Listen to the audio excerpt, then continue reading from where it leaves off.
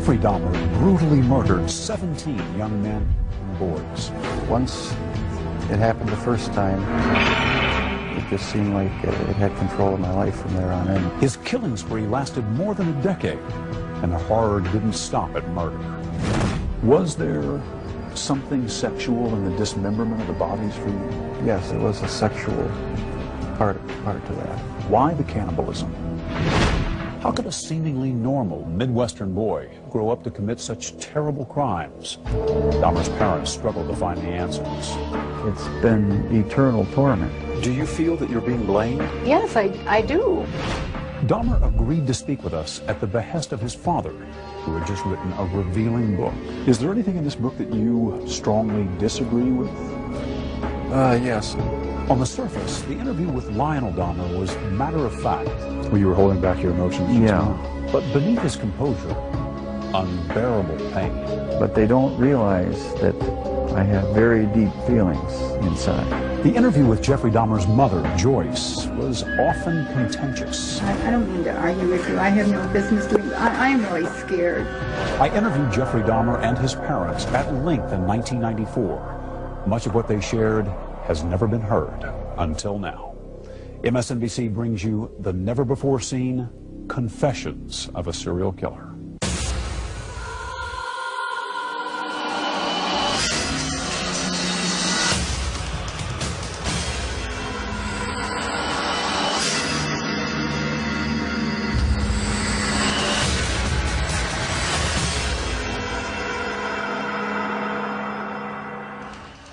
Thanks for joining us. I'm Stone Phillips. In February 1994, at the Columbia Correctional Institution in Portage, Wisconsin, I sat down with serial killer Jeffrey Dahmer for his first, and as it turned out, his last network television interview. His father, Lionel Dahmer, had just written a book about his son, and he joined us. Jeff, as his father called him, was polite and seemed unnervingly normal. Rarely had a serial killer spoken in such detail about his crimes or the possible root causes. But this father and son spoke about both, as did Dahmer's mother in a rare interview. As you'll see, even looking back more than a decade later, there are still no easy answers. How are you, Dad? Hi, Jeff. Sherry, how are you? Yeah. Good to see you. Good to see you. Hi, Jeff. Mr. Phillips. Hi, Mr. Phillips. How are you? Nice to see you. Been spending the last few days with your folks. Great. Talking about a lot of different things. Hey, you're lucky it came up on a day when there's no snow. It was snowing like crazy all weekend. Is that right? Yeah. How are things going here for you? Slow and steady.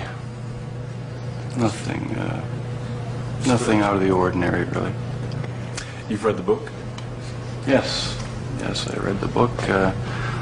My dad sent it to me about last week, and spent all night reading it. I was up all night reading it. It was quite a surprise to me, some parts of it. Very interesting. In what sense? Just some of the things that were revealed caught me off guard, and just some very big surprises in it for me. What was it that caught you off guard? Some of his insights into what he thought of me as I was growing up.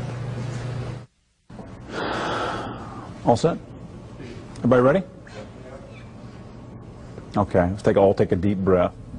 Your dad comes here to visit about once a month, but I get the impression that the two of you don't talk a lot about everything that happened, about the crimes in particular.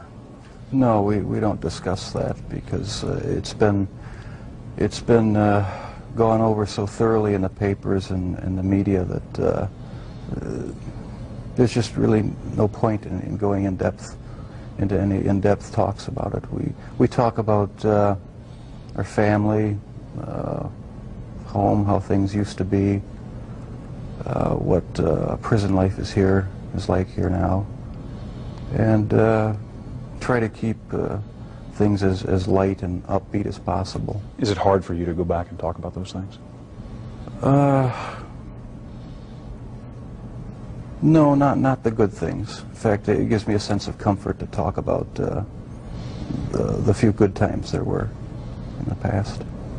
You say the few good times. Do you think of your childhood as having been profoundly unhappy?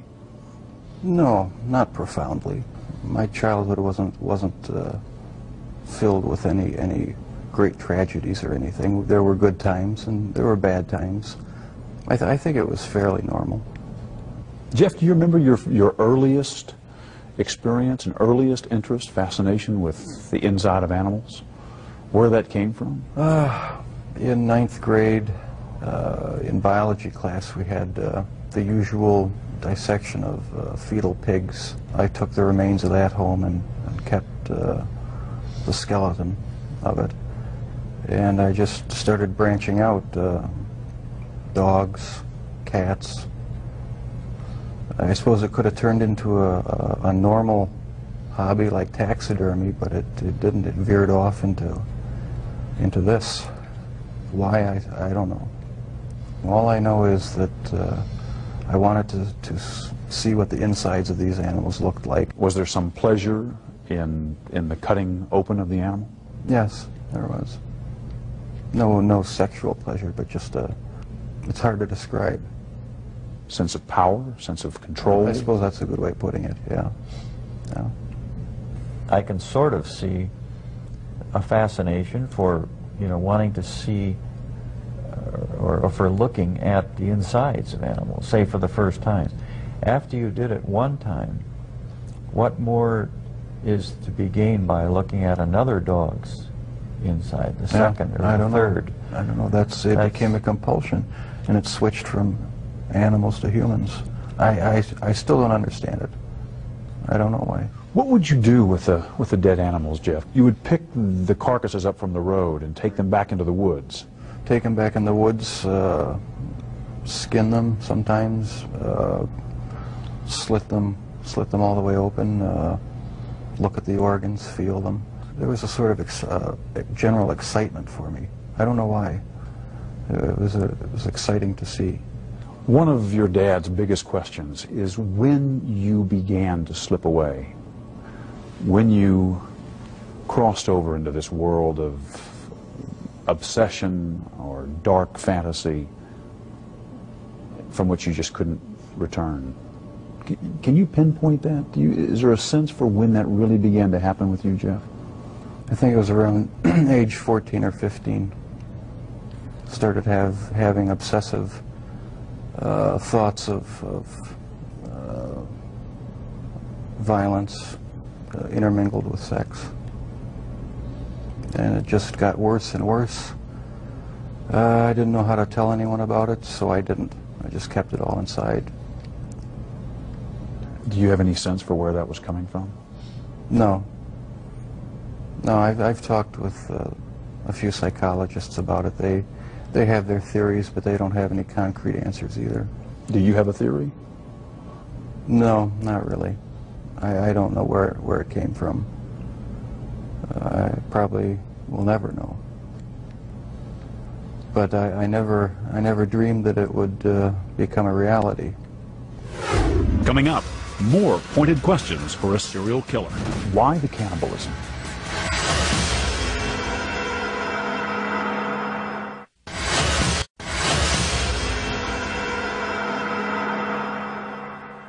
Jeffrey Dahmer was finally caught in 1991 after one of his would-be victims escaped and alerted police.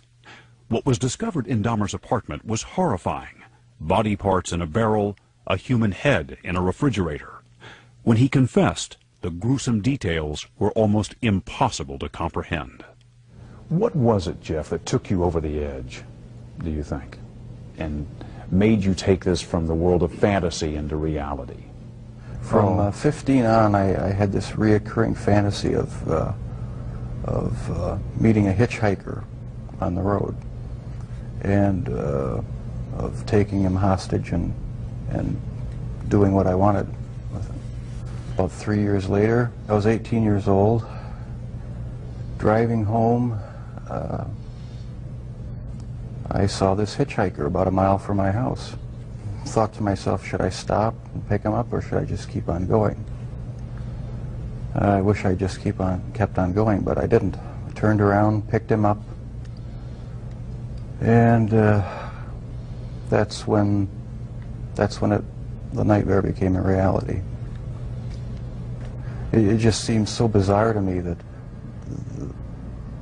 this obsession that I had been thinking about and wanting, just all the parts are there, and they make it possible to make it happen. What happened after you took him to the house? The house was empty. My mother was up in Chippewa Falls with her family, and my dad was living in a rented motel about 5 miles away due to the divorce. And I pretty much had the place to myself. I was drinking a lot during that time, and just, I don't know, looking for something to, some way to find some fulfillment, some pleasure. And I acted on my fantasies, and that's where everything went wrong. This was the summer of 1978 when you took your first victim. Right. Once it happened the first time, it just seemed like it had control of my life from there on in. The second occurrence was 1984, roughly. And I met this guy at one of the bars, downtown Milwaukee bars.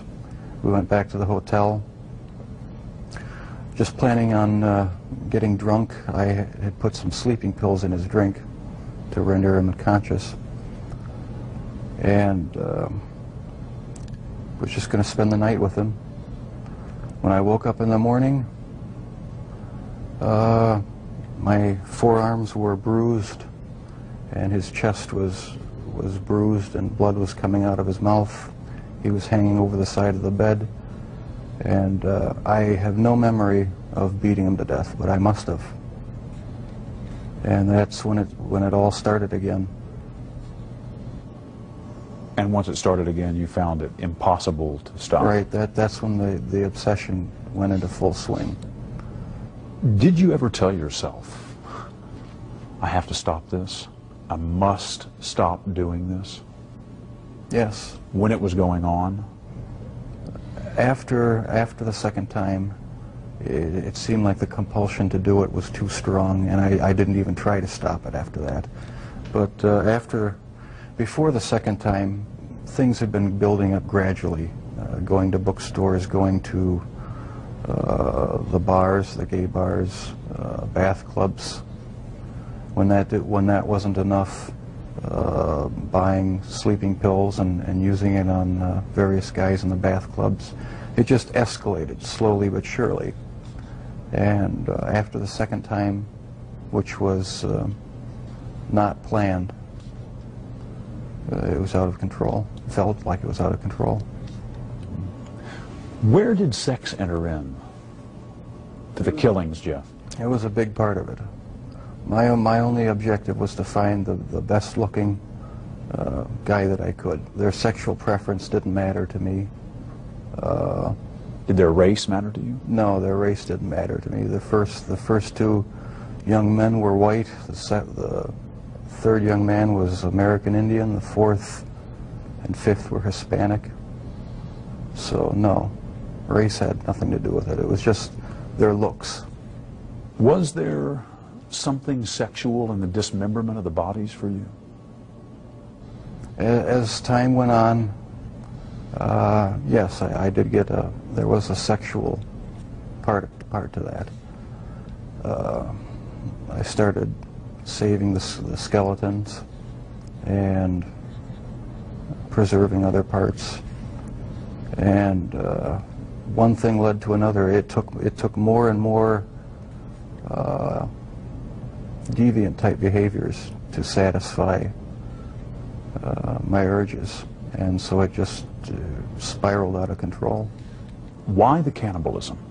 It made me feel like they were a permanent part of me.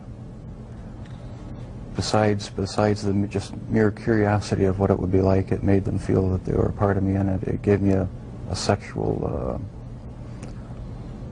satisfaction to do that. Was it the killing that excited you, or is it what happened after the killing? No, the killing was just a means to an end. That was the least satisfactory part. I didn't enjoy doing that. That's why I tried to create living zombies with uric acid in the drill, but it never worked. No, the killing wasn't the objective. I just wanted to have the person under my complete control, not having to consider their wishes, being able to keep them there as long as I wanted. It's not easy to say that, but that's what the motive was. Where did that need for control come from? Do you have any idea? I don't know, maybe I felt I had no control as a child or young adult, and that got mixed in with my sexuality, and I ended up doing what I did was my way of feeling in complete control, at least for that situation, creating my own little world where I had the final say, finding the best looking guy that I could, and having total mastery over him for as long as I wanted. Lust played a big part of it, controlling lust. That was the motive right there. A lot of this came out in the course of the trial. Obviously, both of you sat through this. Have the two of you sat down and talked about these things before? No, not in depth.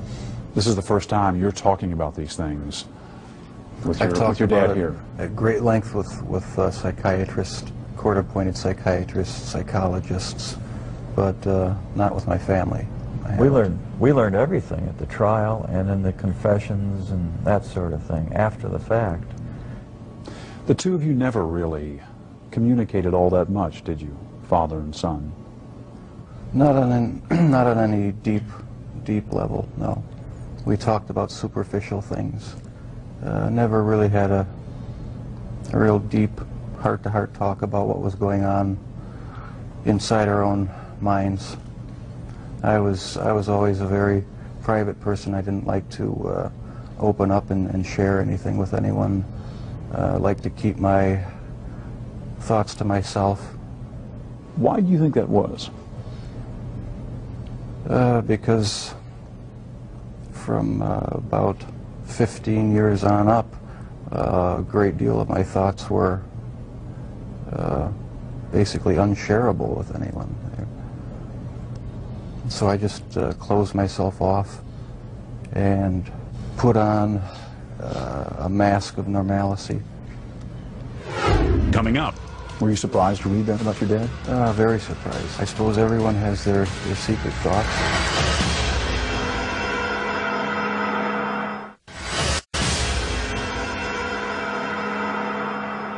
When I interviewed Jeffrey Dahmer in 1994, his father Lionel had just written a book as part of his own painful journey to try and understand how his son became a serial killer.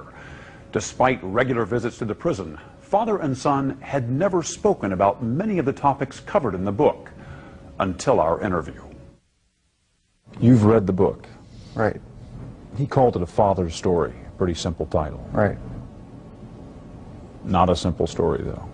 No, not a simple story. Not one that was easy for me to read. But I'm glad he wrote it. Did it hurt? Was it painful to read? Yes, it was painful. Some parts of it were,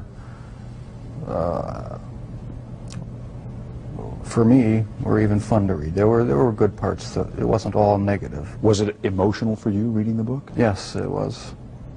Tell me, what kind of feelings did you have reading it?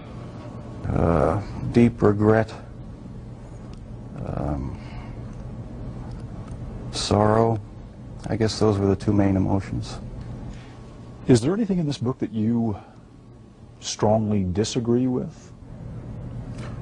Yes, I disagree with the description of me as being so incredibly shy and introverted, because maybe that's the way my dad saw me, because there was so much tension in the home that I really didn't feel like being up and happy a lot of the times. But with my friends in school, I had a good time. We had good you know, a good social life. And so I wasn't so extremely reclusive and self-centered as it portrays me. Does it surprise you to hear Jeff say that he doesn't think of himself and never did as innately shy? It did surprise me. Maybe my perception was accentuated to the extreme. But you do recall at age 6 that you became more aware of tensions in the home. Oh yeah, that's the time I really remember noticing that things weren't quite right. So it wasn't so much innate shyness as it was wanting to withdraw from tension and arguments and problems in the house. That's how I saw it, yeah. I sort of lived in my own little fantasy world when things got too heated in the household. And I carried that over for years, I guess. And was there violence in that fantasy world? No, not early on? Not that, not the type that showed itself later, no. It was just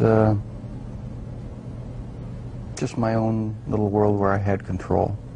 Was anger a part of it for you, Jeff? I had some anger. Probably every kid has some anger, you know, about their childhood. It really wasn't a terrible childhood, though. You know, there were a lot of good times. It wasn't a really terrible time. So pat theories about you as a serial killer striking out to get back at your dad, for instance, don't ring true to you. No, that has no truth in it. The only motive that there ever was to completely control a person that I found physically attractive, and keep them with me as long as possible, even if it meant just keeping a part of them. Did you know before you read this book that your dad had his own obsessions and fantasies, that he had thought about, that he had dreamed of committing murder, that he had had an obsession with fire and with explosives? No, I don't think that's the type of thing one asks one's dad. Were you surprised to read that about your dad? Very surprised. Yeah. I didn't know what to think about it. I suppose everyone has their secret thoughts, and so it was somewhat of a shock. You feel grateful that your father wrote this book? Or do you feel put off by it? I mean, I'm just curious about your overall reaction to it. Do you feel is the book an invasion, do you think? Or is it... No, I feel nothing but pride for him for writing the book, and having the courage to bare his soul when he didn't have to. He didn't have to get involved with trying to, you know, help me out and support me and be an emotional support for me, and I'll be grateful to him forever for it. Coming up, a serial killer's take on the meaning of life. I always believe the lie that evolution is truth. The whole theory cheapens life.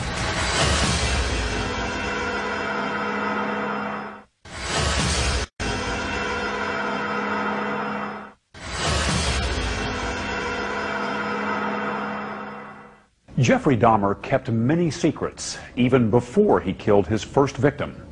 While it's not unusual for teenagers to keep some things from their parents, Dahmer's father was tormented by the idea that perhaps he had missed a key sign of what was to come and the chance to stop him. But Jeffrey Dahmer wasn't sure he would have revealed anything, and was angered by the way some people had blamed his parents. Did you ever consider talking to your parents, to your dad, about homosexuality? Is that something that you felt you could ever raise? Early on, I really didn't know that much about it myself. All I knew was that it was something that was to be kept hush-hush, not talked about, not even thought about. So I just kept it all within me and never talked about sexual issues at all, really, with anybody. Do you think if you had been able to talk about that in a more open way with your dad, for instance, that it would have helped, might have broken this veil of secrecy and enabled you to keep yourself from going down that road? I don't know exactly what, if anything, would have ever kept me from going down that road. Talking about it, I don't think would have made that much difference, because, like I said, there were things going on in my head that I would have never opened up and talked about with anybody. Your dad says he never realized how deeply troubled you were because he just thought you were shy the way he had been, shy as a boy. Do you think the signs were there and he just missed them? No, I don't think so, because I had thoughts, I had fantasies, but there was no outward show of anything that was wrong. You were pretty good at keeping it all inside. Right, I kept it inside, didn't share any of my thoughts or emotions with anybody. So how would I ever know? No, you never saw any of it, as far as I know. I did not really hear from anyone about any of these activities. And that's what really strikes me now, is if I would have known, what would I have done about it? I think I would have done a lot about it. I feel it's wrong for people who commit crimes to try to shift the blame onto somebody else, onto their parents or onto their upbringing or living circumstances. I think that's just a cop-out. And my parents, my relatives, had no knowledge of what I was doing. They're absolutely not responsible for any of it in any way. And I take full responsibility. But you understand that what you did would lead your father to ask himself all kinds of questions. That's true. Where did I go wrong? Was there something I could have said or done to have prevented this? Right. Did I, in some way, create or contribute to the terrible acts my son committed? I understand that. I just get angry with other people who think that they have a right to somehow try to blame my parents for what happened. That's not right at all. No one has a right to do that because they're totally innocent. They had no knowledge of it. And that angers me. But parents just naturally, I mean, any parent that really cares, they just first of all say, gee, I feel guilty. You know, there's just feelings of guilt. What happened? What did I do? What could I have done? And so that's a normal parental reaction. Your dad has wondered about all kinds of things, from the medication that your mom was on during her pregnancy, to the fact that you were exposed to violent arguments in the home from an early age and continuing, to the possibility that he might have passed on some genetic propensity for obsession or violent behavior. Does any of that ring true to you? I can see why he'd wonder about those things, but as far as I'm concerned, they're all excuses. Because I didn't feel accountable to anybody. I didn't feel that I had to face what I had done ever. And so there comes a point where a person has to be accountable for what he's done. Can't go around making excuses, blaming other people or other things. So I alone am the one who's responsible for what's happened. Let me ask, when did you first feel that everyone is accountable for their actions? Well, thanks to you for sending that creation science material, because I always believe the lie that evolution is truth, the theory of evolution is truth, that we all just came from the slime, and when we died, you know, that was it. There was nothing. So the whole theory cheapens life, and started reading books about that show how evolution is just a complete lie. There's no basis in science to uphold it, and I've since come to believe that the Lord Jesus Christ is the true creator of the heavens and the earth. It just didn't just happen, and I have accepted Him as my Lord and Savior. And I believe that I, as well as everyone else, will be accountable to Him. Growing up, did you feel that you were accountable to your dad or to your mom as the authority Yes, I figure did. in the house? Yes, I did. I mean, they didn't let me run wild. They disciplined me, and so I felt accountable to them. But afterwards, after I left the home, that's when I started wanting to sort of create my own little world where I could be the one who had the complete control, where I didn't have to bow to anyone else's demands, and I just took it way too far. Lionel? At that period of time, I had drifted away from a belief in a supreme being. And I never, as a result, passed along the feeling that we are all accountable in the end. He owns us. And that basic concept is very fundamental to all of us. You feel that the absence, at least for a while, of a strong religious faith and Yes, belief for some years. may have prevented you from instilling some of that in Jeff. That's right. Is that how you feel? Yes, I think I had a big part to do with it.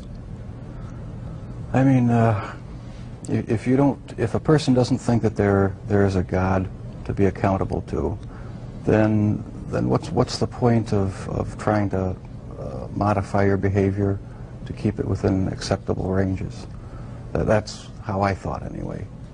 And I've since come to believe that the Lord Jesus Christ is truly God, the Father, the Son, and the Holy Spirit. They're the only true God. Coming up, a mother's pain. It's almost like I don't have a right to mourn or grieve because there are all these families who will never speak to their children again.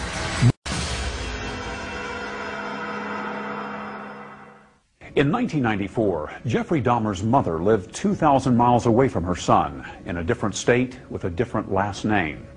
But Joyce Flint still felt deeply connected to her eldest child and was grieving for her own loss. We all think about victims' parents in a case like Jeffrey's, but we don't often think about the parents whose child committed crimes like this. What's it been like for you? Well, it's been horrendous. I don't know if I have words to explain something that was never seen or forecast or expected. I learned about Jeff in the same way everyone else did.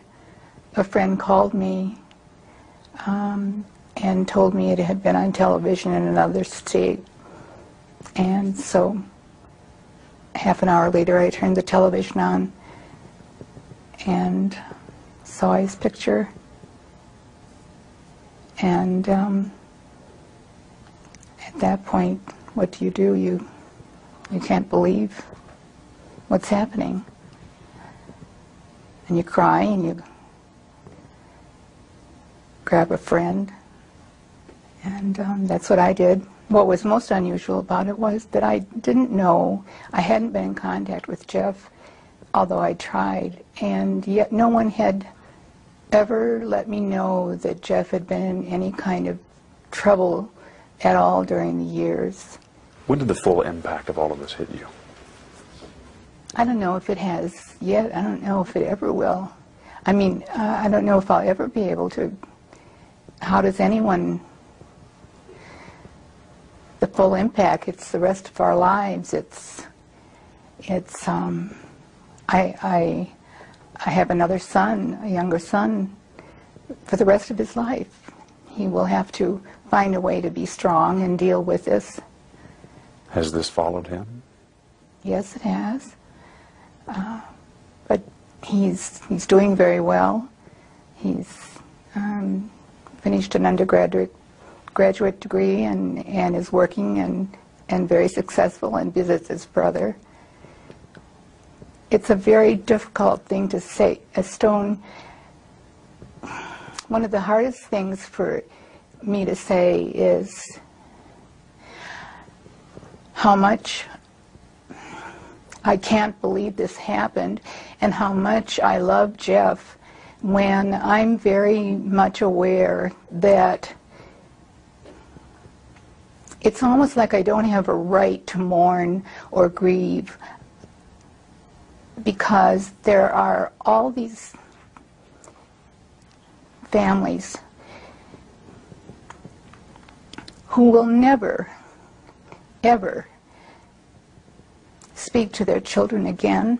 It's a very strange set of circumstances. I still have my son Jeff now to talk to, and we've established a wonderful relationship, and I hope I don't hurt all of the people who've lost their children by saying that. What was he like as a young boy before school? Wonderful. I thought he was wonderful. He was fun. We did all of the normal things that people do.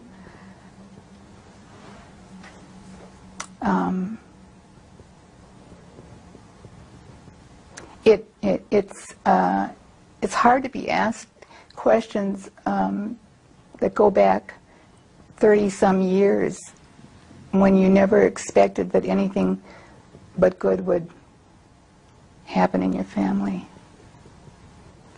Were there ever any early signs of trouble with Jeff? If there, Looking back on it today, were there? no. What would you look for? If I'd seen something that had been a clue of any kind, I'd like to think that I would have done something about it immediately. No, there wasn't anything unusual about Jeff. He was a normal young boy. Jeff's first grade teacher referred to him as inordinately shy and profoundly unhappy. He didn't seem inordinately shy to me. He seemed, he didn't like school. He had a very difficult year that year, first grade, moving from where he'd lived. I was pregnant with his baby brother, so... Did he seem profoundly unhappy? No. Well, no. When you say profoundly unhappy, there wasn't any clue that there was anything other than this was a little rather shy child who had to go to school and mingle and be sociable, and that wasn't his thing. Coming up, more with Jeffrey Dahmer's mother. Telling you the truth the very best I can, there wasn't anything unusual. But first, his father looks deep within to see if he is somehow responsible for his son's crimes. The question is, why does a father murder in his dreams and a son murder in real life? Real life.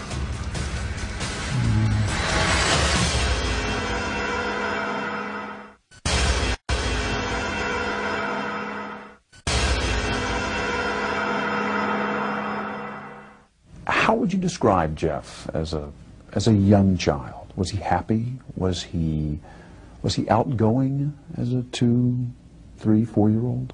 He was quite outgoing up until maybe age 3, 3.5, 4, somewhere in there.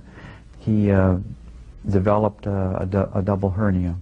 That was pretty traumatic for him physically, wasn't it? I think, you know, if this whole thing is conjecture at this point. It might have been, along with other incidents in his lives, might have been one of the trigger points. I mean, you know, the old Freudian castration complex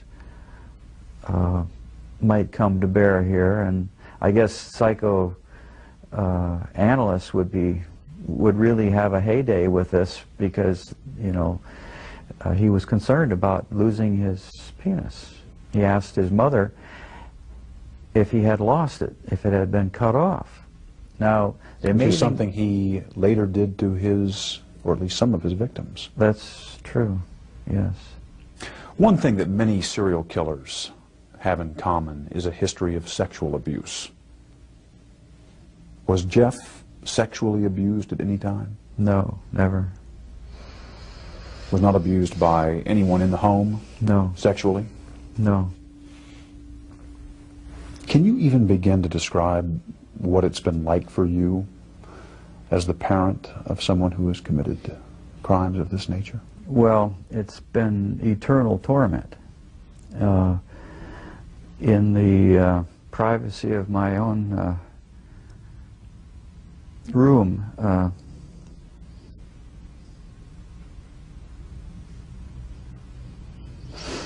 see, people generally look at me as sort of not emotional, and I come off as maybe a little bit remote because of that.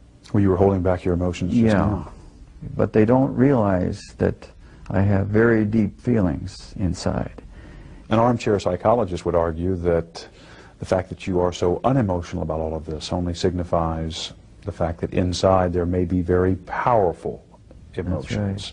That the person who keeps things so tightly under control is the person who is really afraid of losing control of some very powerful feelings inside.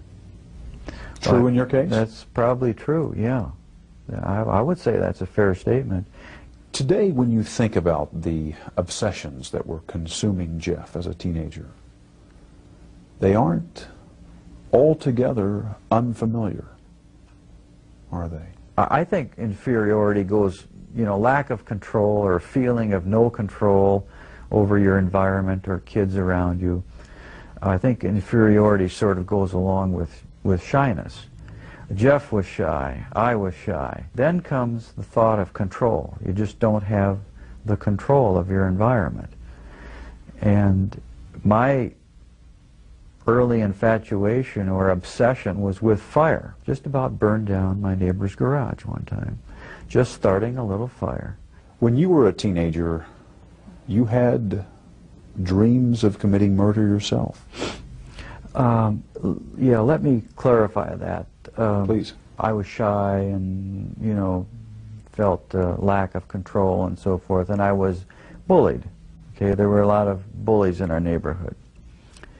And almost always after I was either physically or in some other way harassed by bullies, I would wake up, say, the next morning or the morning after that, shortly after that, and I would for just a say about 30 seconds or so have this feeling that I had hurt someone, that I had maybe hurt them badly, that I had killed them. But it was a vague sort of a feeling, and it happened just every so often, and after attacks by neighborhood kids. The question is, why does a father murder in his dreams and a son murder in real life? Real life. Yeah. In mentioning these things and writing about them in your book, you seem to believe that you may have passed on some kind of genetic propensity for obsession or destructive behavior. That might be one factor in this puzzle of why your son did what he did. It's something to be considered, you know, in the broad spectrum of possibilities. The problem with just calling it genetic predisposition or genetic predestinarianism is that it's not really scientific. It's not true with respect to personality. But it's being investigated. What led him to cross the line, to go over the edge? I don't know, but I guess I would just conjecture that whatever it was, it probably goes back further to whatever got hooked into his sexuality. I do believe strongly that was, I mean, those hormones are the most powerful thing on earth almost, and I do believe that theory. A sexual drive. It was the sexual drive that led him to murder and dismember. That's my personal belief, and however it got bizarrely hooked into entrails is beyond me, but I believe that if it could be unearthed as to how that happened or what that derivation was, then we'd have the answer. Coming up, the Dahmers' volatile marriage and its effects examined. It was unnerving, depressing, made me angry sometimes.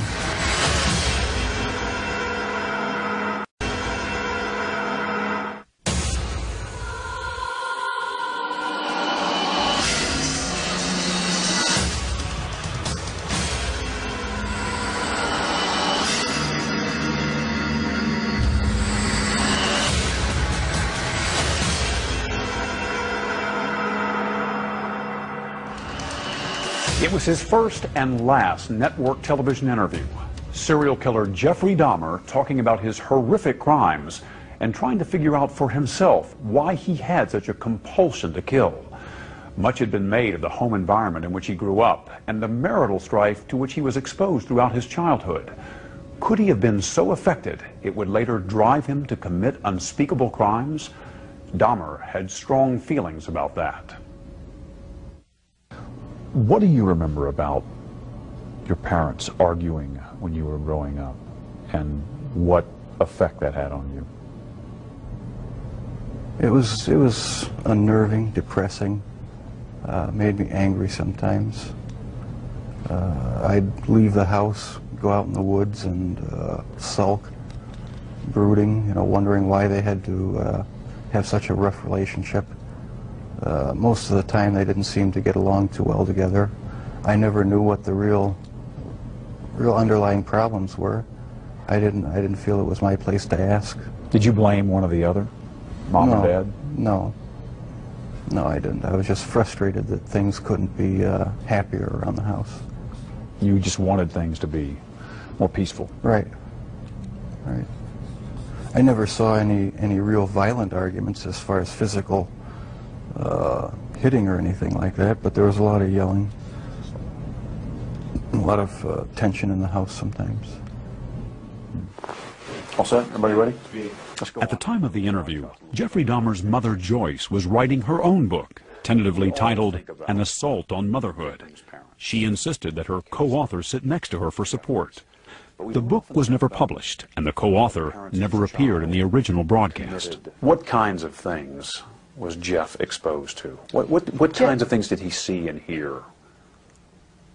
Nothing out of the ordinary. Well, what can I do? I can compare it with my own upbringing, and my mother and father fought, and it was kind of a normal thing, and they would get over it. And Lionel and I discovered very early on that we were very different people. I was more emotional and more outgoing than he was, and marriage became really a very unhappy place. And how much that affected the children at the time, I didn't think that it affected them in any really harmful way, because they were never physically abused. There were very heated arguments. And on occasion that would lead to some physical... Excuse me, Stone. If you want to stop a minute and think about whether you want to talk about that abuse on the... How am I going to know what's going to be on television and what's not going to be? Well, I cannot. I mean, I think you need to assume, while only a very small portion of this will be on, I mean, I want you to be comfortable with what you say, because... Well, one of the things that I don't want to get involved in on this television show is trying to do the same thing to Lionel as he's done to me, and that is to somehow blame him. So I'm not asking. I really don't want to get to whose fault. fault. No, we're rolling. But I'm just saying, I don't want to get. I'm really not concerned with fault and whether it was you or whether it was Lionel. What I'm trying to understand is what was going on between you for whatever reason. I'm sure both of you brought something to the table on that. That's usually the case in a marriage situation. My question is, what kinds of things, what do you recall about the kinds of things that were happening between you that Jeff may have been exposed to, and to the extent that there is some question about the kind of emotional turmoil that might have caused him? Stone, I have to tell you, I've thought of that over and over again, and there's nothing about the kind of arguments, the kinds of fights we might have had, the disagreements over how to bring up children, there was nothing unusual about that. And Jeff is not the result of what is going on in every home in America. He's not the result of that. So you're saying it wasn't a perfect marriage, you're saying, but it was nothing so extraordinary that it could explain why he went on to do what he did? Absolutely not. Telling you the truth the very best I can, there wasn't anything unusual. It was pretty intense, the arguments between the two of you. Yeah, yes. A lot of the arguments were very intense, and I couldn't see any way but to just leave the room or leave the house, or just, there was no compromise. How much of this violence in the home was Jeff exposed to? There were times when he heard the shouting and her physical agitated motions. He observed them, and he went outside and just left the house. And I learned later, I didn't know at the time, I didn't hear him do this, but I learned later that he was slapping the trees with branches and sticks, and I guess apparently out of frustration. So apparently Jeff was very disturbed over the arguments. I have no doubt that he was very disturbed. There are thousands, literally thousands of children who grow up exposed to these kinds of problems. And worse. And worse. And yet they don't go on to do the kinds of things that Jeff did. In and of themselves, they're not the, I guess we would say, not the only factors. But, you know, everyone's an individual, I guess, aren't they? But there may have been more important, unknown to us yet, trigger points that make Jeff more unique than the usual case. When you think back on those times, the arguments and the possible effect it may have had on the kids, does it cause you anguish? It makes me sick that we didn't have a more Ozzie and Harriet type family. And I know there really are no Ozzie and Harriet families per se, but there are some that really are healthy, quite healthy. And ours could have been. And it just makes me sick to my stomach that it wasn't. That's how I feel. And I'll feel that way to my death. Coming up, the agonizing search for pieces of the puzzle turns to Joyce's pregnancy with Jeffrey, a topic that would fuel an intense debate. There's an obvious discrepancy here between what you're saying and what Lionel is saying about the nature of the pregnancy. Are you serious?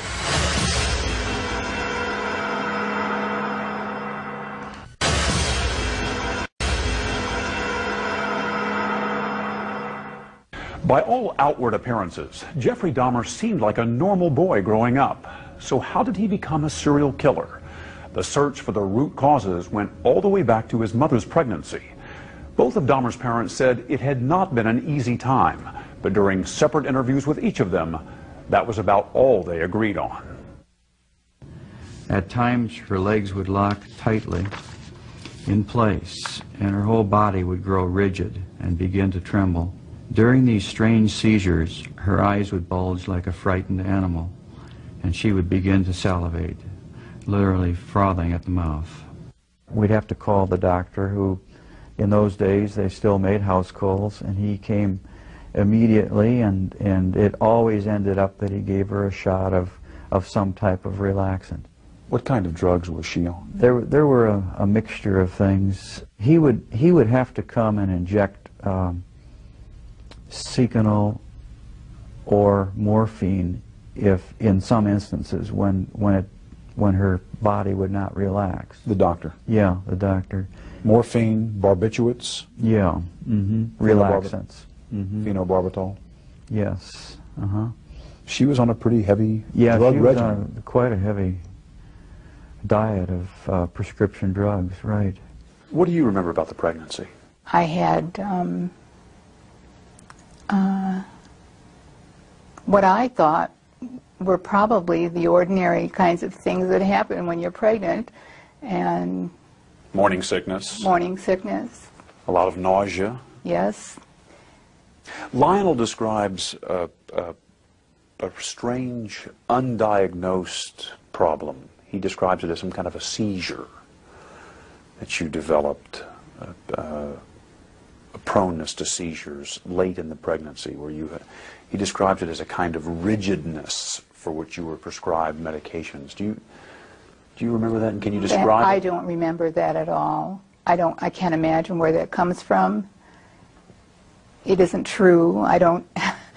You don't recall anything like that? No. Seizures or No. seizure-like episodes? Absolutely not.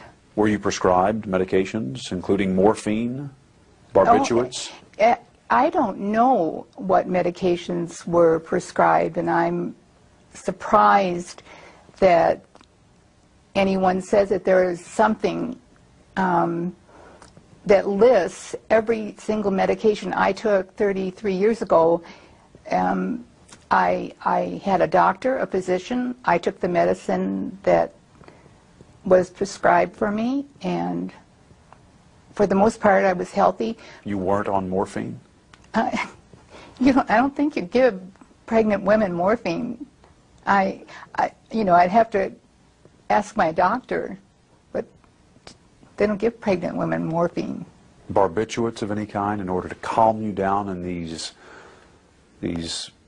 seizure states, as Lionel describes them? There were no seizure states. Where's I that don't know coming where that's from? coming from. Well, Stone, I don't know. And it's one of the reasons why I'm finally speaking out, because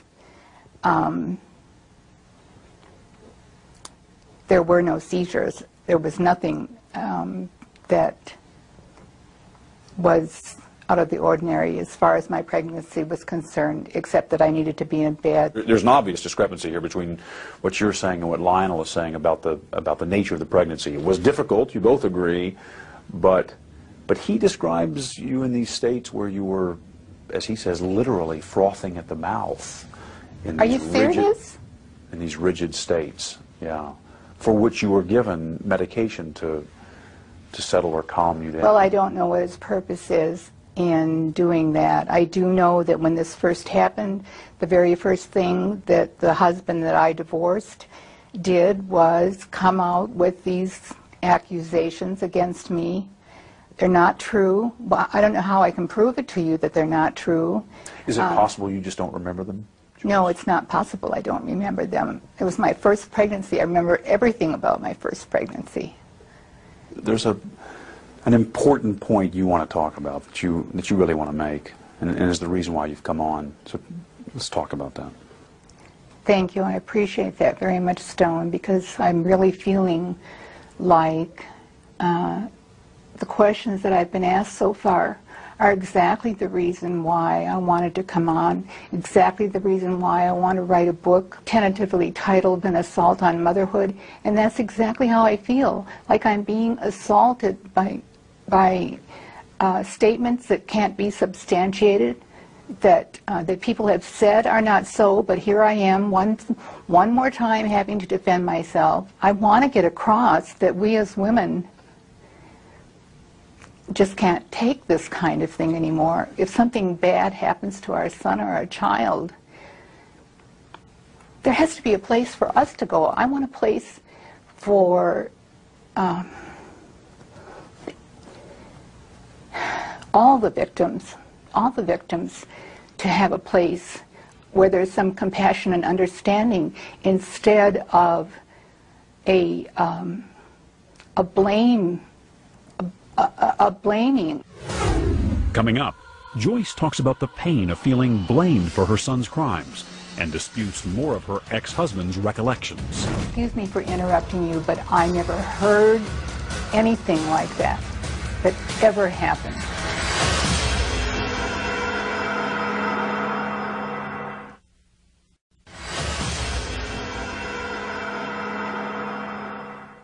In 1994, Jeffrey Dahmer's mother, Joyce Flint, was tormented, feeling unfairly blamed for her son's horrific crimes.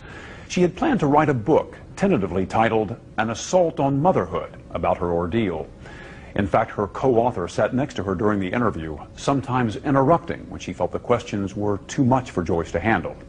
The book was never published, but in our interview, Dahmer's mother talked candidly about her pain and about her anger.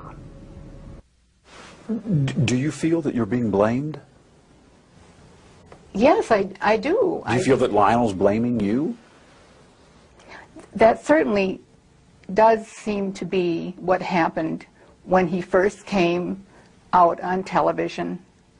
And there are elements of Lionel's new book which do seem to say things about the pregnancy, about reluctance to breastfeed after the pregnancy, about Joyce's state during early motherhood, which seem to indicate something was wrong with the mothering.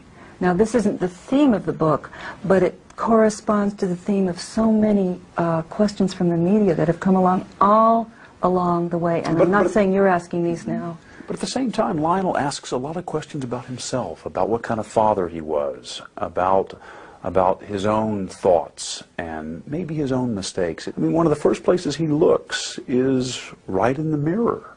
But if he wants to speak about himself, it's fine if he wants to make false or accurate accusations about his own behavior. But to state things about Joyce, which may or may not be true, and in some cases apparently are not true, in his book, is a certain type of blaming somebody who has not yet had the opportunity to speak up. You've read his book? Yes. Joyce, you have not read it? No, I haven't. Joyce has not read it yet. Joyce has been not well, and reading that book, which just came out, hasn't been something she was ready for. The excerpts that I have seen in the newspaper are so astounding to me. He told everyone that I was crazy, that I had abused my body with medicines, that I somehow was to blame. There's no doubt about that.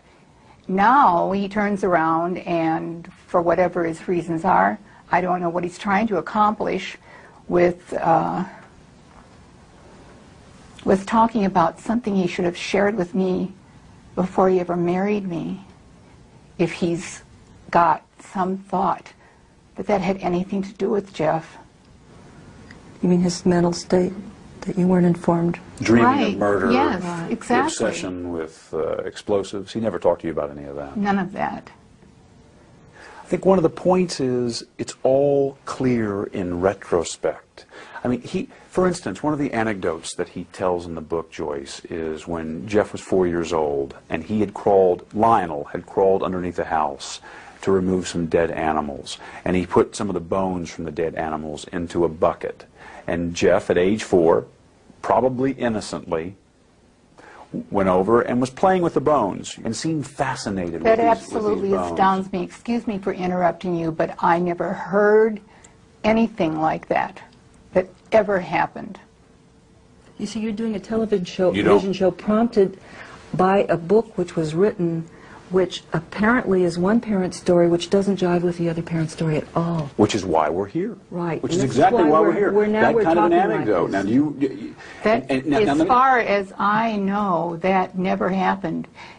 That sounds like the shows that people go on and talk about children mistreating animals, and can you predict who's going to do something terrible somewhere down the line in his life Jeff's condition was proven to not have anything to do with his upbringing. I don't want parents frightened to death thinking that the little things they do or the little things they miss are going to result in them having a child that is going to cause all of this pain and anguish. That isn't the way it happened. In my mind, you cannot tell how certain actions or reactions are going to be computed in a child's mind. So the first thing I thought about was he emotionally, did he come out of this life with us emotionally disturbed in some way? He didn't. I've asked him.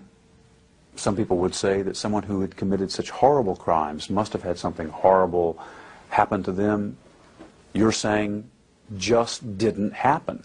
You know, I wish I had an answer. It's a terrible feeling to have this unending, unknown, why did this happen? What's the purpose of this happening? The horribleness that so many people have had to go through. I wish I could come up with an answer. That would be useful. It isn't useful to speculate on what small, tiny little things did we spank our child, and that turned him into a, as they called me, a monster maker. Jeff was raised with all the love and care and concern that any child could be raised with, and what happened to him, I don't know. I wish I knew. I'd give anything to know. When you ask yourself that question, Joyce, I mean, you know, when you're alone with yourself and you wonder why it happened, what answers do you come up with? What questions do you have about the origins of his madness, if you will?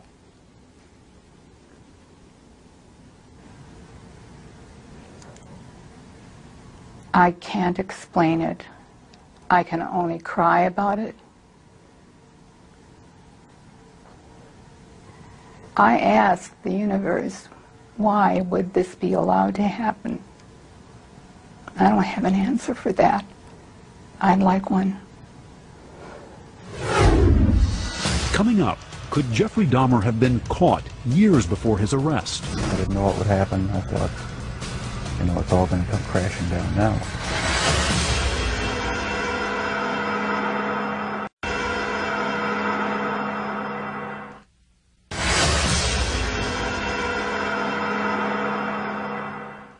There were times during the years Jeffrey Dahmer was killing young men and boys when he came close to being caught, stopped from taking more lives. One of those crucial moments still haunted Dahmer's father, Lionel, during my 1994 interview with him. In March of 1989, you were helping him gather up his belongings, going through his room, and you came across a box. Tell me about that incident. It was about a 1-foot square box, metal and wood box, that I thought contained pornographic material. And you asked Jeff to open it? Yeah, because my mother, you know, I didn't want her to come into contact with any of that stuff. And asked him to open it up, and he refused. He said, I'd rather not. And I said, Jeff, open it up. I just want to see what's in there. And he said, can't I have any privacy in the house at all? Just this 1 square foot of privacy. And I said, Jeff, open it up, or I'm going to just take it down into the basement and get a screwdriver or something and open it up. I just open it up.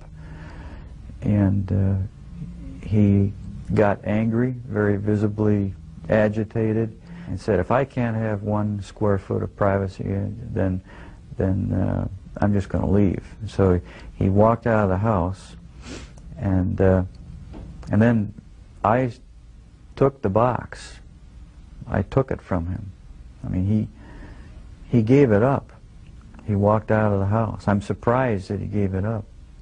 But I started walking down the basement, and then he came in the back door just as I was going down the basement steps, and he said, "I'm sorry, Dad. I lost my temper. There's just some pornographic stuff in there." He said, "Just wait. I'll open it up tomorrow morning and show you what it is. Just let me put it away now and forget about it. Let's not cause an uproar anymore today or tonight, and because of Grandma." And so, my not fathoming what could be in that box, I said, "Okay, we'll just open it up tomorrow then, and then let's get rid of it, whatever it is." And the next morning he came down from upstairs and showed me, and there was pornographic literature in there. And I said, "Okay, get rid of it now, and I don't want to, see any more of it around here." He said, "Okay, Dad." And that was the end of that incident, and I didn't realize what was in that box. What was in the box? Well, as I learned later, after the trial, it was one of the human heads, one of the victims, which he then took to his work and put in the locker.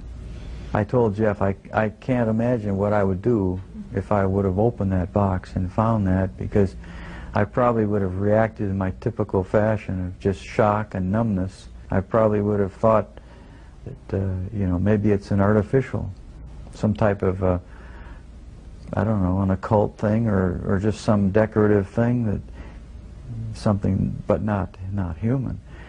I can imagine I would finally realize, or suspicion, what that is. And then I don't know what would happen. I think I probably would have lost it. I don't know what I would have done. I asked Jeff, what would he have done if I would have opened that up and found out what that was. And all he said was, "Well, that would have been the end of the line. The jig would have been up."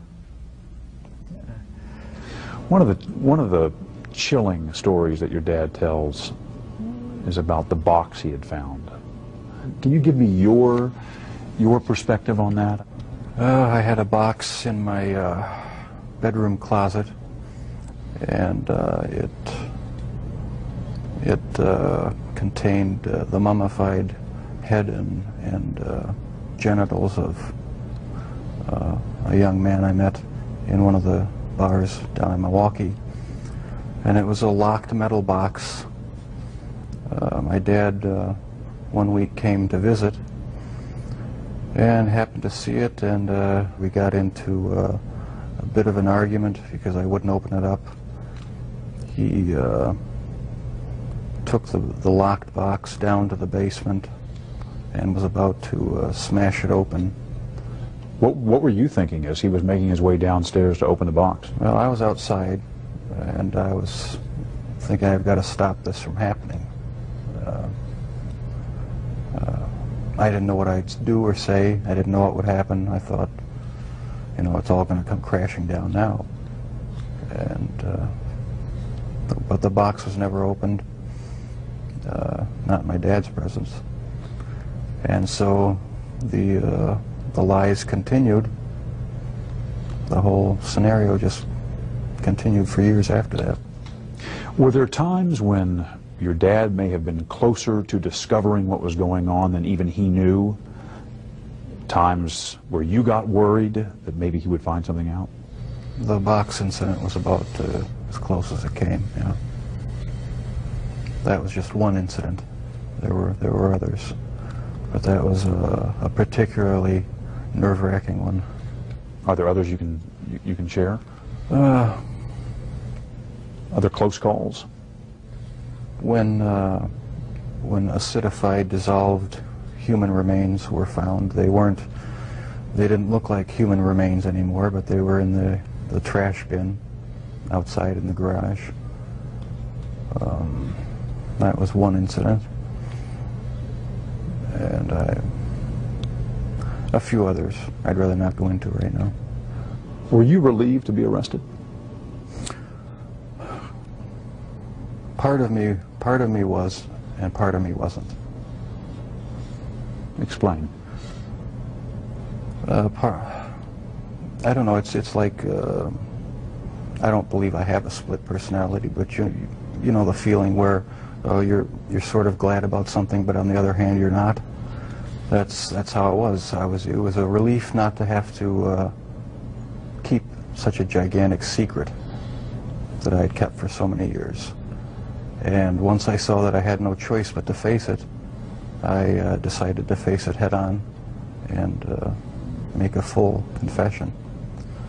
So I am glad that the secrets are gone.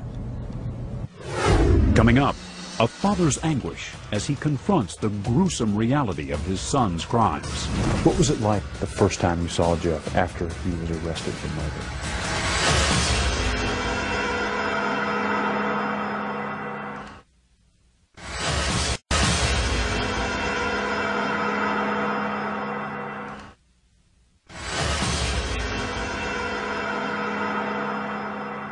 How good was Jeff at manipulating you?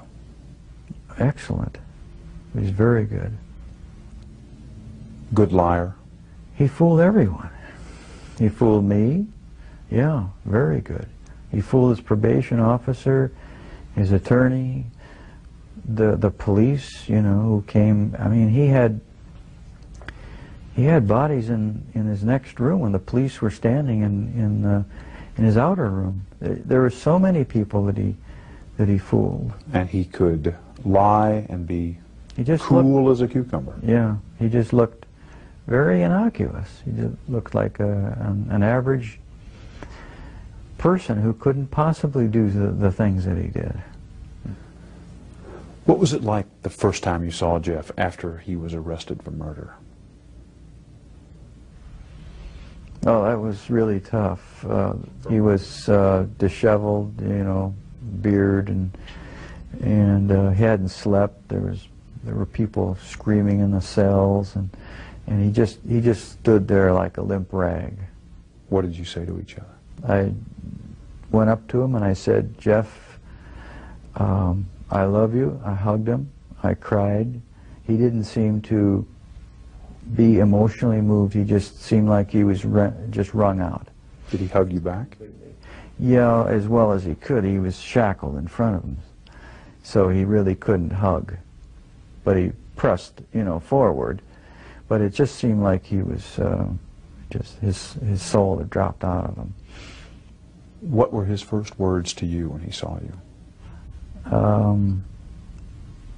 I'm just so sorry. I really screwed up.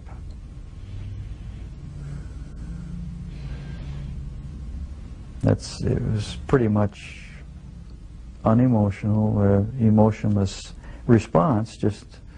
He just said those words, and he looked extremely depressed and sad. Do you remember the feelings that went through you at that point? Yeah, I felt really those same feelings: depression, you know, extremely well, shame and just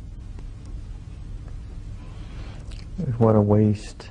The other feelings were that I wanted to still help him in some way, and I kept telling him, reassuring that his attorney said that he would get help. And I told Jeff that you really do need help, Jeff, mental help, and we're going to try to get you into this place to get the proper help. How did you feel when you first heard about the crimes, about the nature of the crimes he'd committed? I think it was sort of a feeling as if I were just floating above myself and observing some other person. As if I were anesthetized with something that just prevented me from feeling anything deeply. It was just a total stun, a total shock. You went numb. Complete numbness. And in the moment when the pain has come through, what is it that you felt? I felt all these different emotions come over me. How am I going to face victims, families, if I go to the trial? How can I arrange something? My feelings were for Jeff too. I sort of put myself in his place. He's totally lost. I could almost feel the total disorientation and loss, feeling like maybe he would want to commit suicide. I felt very depressed and shamed. Just very, very depressed, just to the bottom of the pit. Have you ever stopped loving your son? No. No. I think that part of my continuing to want to love and support him is because I can remember him as a youth when he was innocent. What do you see when you look at Jeff's face? I guess the parent, naive parent in me still says I see an innocent, shy child, a defenseless, vulnerable child who I wish I could help now. I know there are some people who say don't, he shouldn't have any peace. The victims' families don't have any peace. But I want to see what I can do to help Jeff have some peace in his mind, because there's still things there. Does he deserve that? And well, yeah, I think he does. Was there a time when you hated Jeff for what he did? Yeah, I think probably there was a mixture of feelings of anger and hate and disappointment and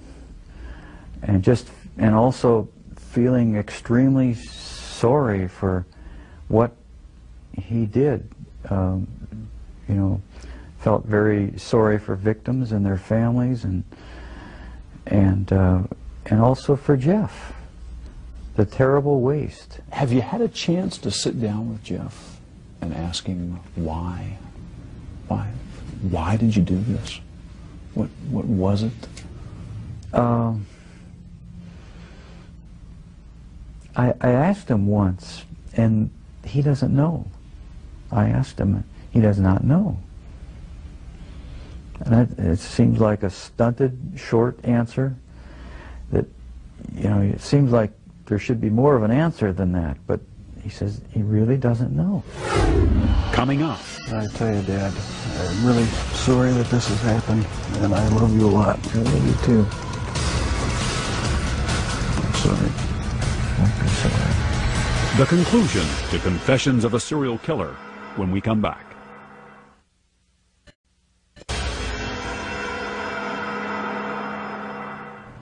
Your father told me that one of the reasons he wrote this book was in order to put down on paper what he has been unable to say to you in words,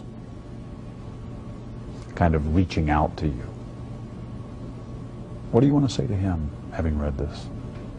I tell you, Dad, I'm really sorry that this has happened, and I love you a lot. I love you too.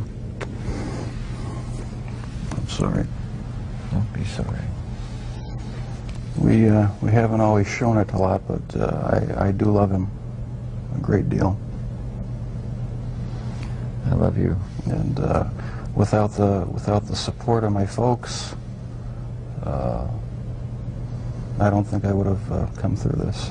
We've opened up with each other a lot more now since the trial and everything. There's no secrets to be hidden away. I don't feel that I have to keep any secrets from him.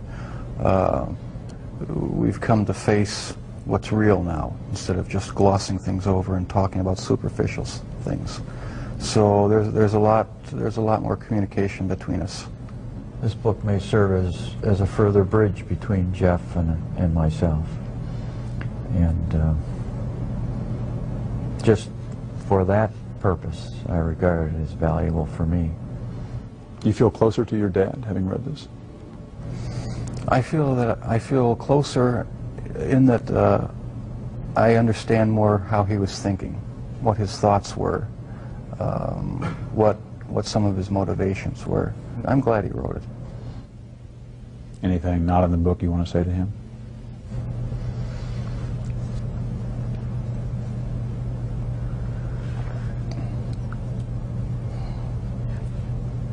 I can't think too clearly right now. I'm feeling pretty emotional. Well, I think that a lot of things have been brought out in this interview that has brought us to a little bit deeper, just a little bit closer understanding as to how this all originated. And, well, whenever I get emotional, my analytical side gets clouded, and I can't express myself quite as well as I would like.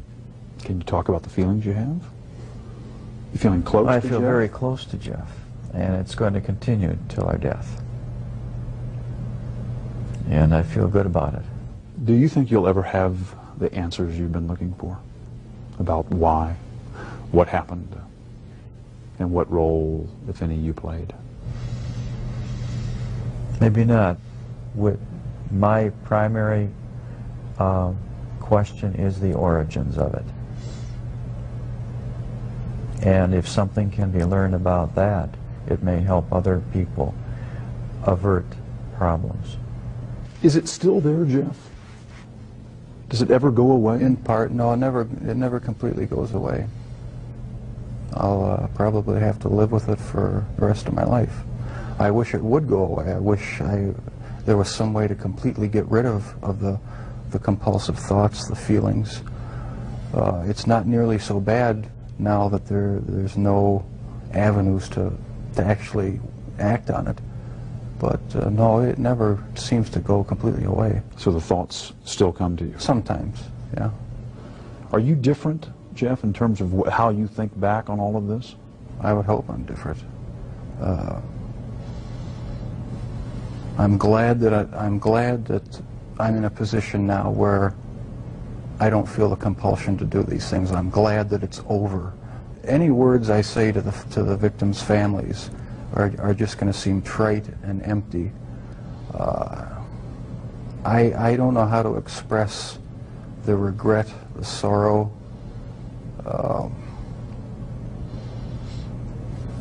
that I feel for what I've done for their sons. I can't find the right words.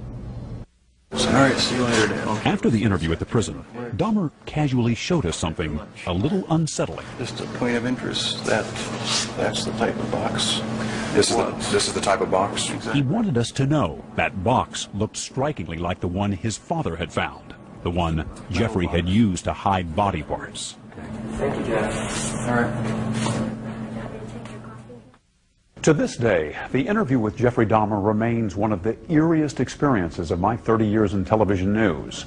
From the weak handshake with which he greeted me to his bizarre observation about that metal box as he returned to his cell, Dahmer was a haunting figure.